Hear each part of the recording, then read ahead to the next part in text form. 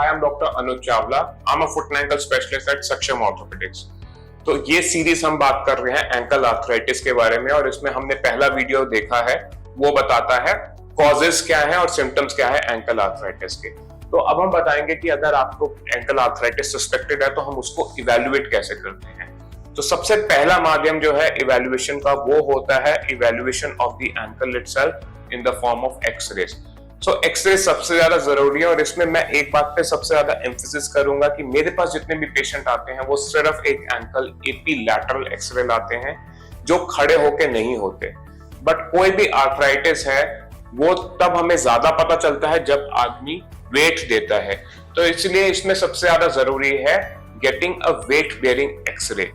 तो मेरे लिए first investigation after an ankle arthritis is weight bearing x-ray ankle का, जो कि होते हैं दो व्यूज एपी और लैटरल। उसके अलावा एक और व्यू ज्यादा इंपॉर्टेंट होता है जो कि अलाइनमेंट का होता है, जिसमें हम ये देखते हैं कि एंकल के नीचे एड़ी और एंकल के ऊपर की लेग, उन दोनों के बीच में अलाइनमेंट कैसा है, तो उसको हम कहते हैं सॉल्ट्समैन व्यू। क्योंकि ये दोनों चीजें देख के ही मैं आगे बता पाऊंगा कि मेरा एंकल आर्थराइटिस कितना है, उसमें टेढ़ापन कितना है, और उस टेढ़ेपन को मैं कैसे एड्रेस कर सकता हूं। एंकल आर्थराइटिस में इसके अलावा जो हमारा और चीज है जो इवैल्यूएशन का, वो है हमारे को ये देखना कि एंकल के अलावा किसी और जॉइंट में भी इन्वॉल्वमेंट है कि नहीं है, और अगर है तो उसकी वजह से सिम्टम्स आ रहे हैं कि नहीं आ रहे हैं।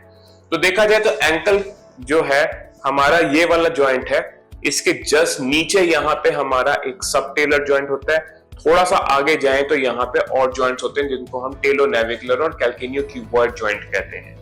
तो ये सारे के सारे जॉइंट आसपास में है, बहुत ही क्लोज है एक दूसरे के।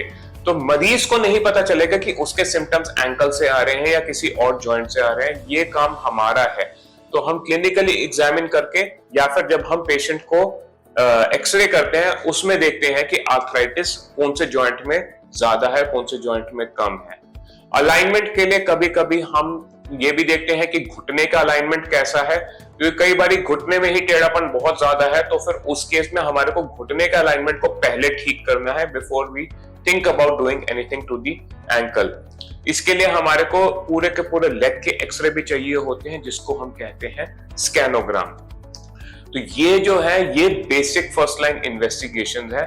बहुत बारी इसमें हमारे को नहीं पता चलता, क्योंकि एक्सरे में चेंजेस आने का मतलब है कि more than 30% of the joint जो है वो डैमेज हो चुके हैं और कार्टिलेज में इस तरीके का डैमेज आ चुका है।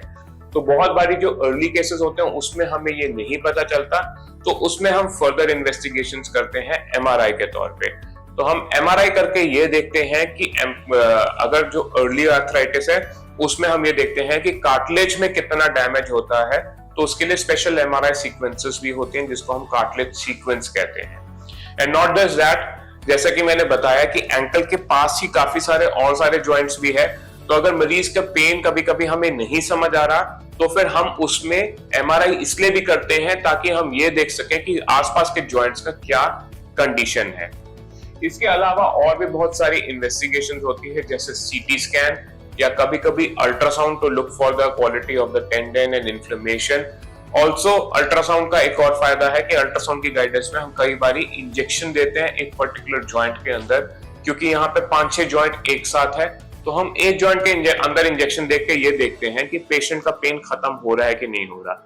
अगर पेशेंट का पेन खत्म हो जाता है तो हम ये गारंटी कर सकते हैं कि हाँ भी इस पेशेंट को इसी जॉइंट की वजह से दर्द आ रहा है और इस जॉइंट का कोई भी प्रोसीजर हमारे को हेल्प करेगा।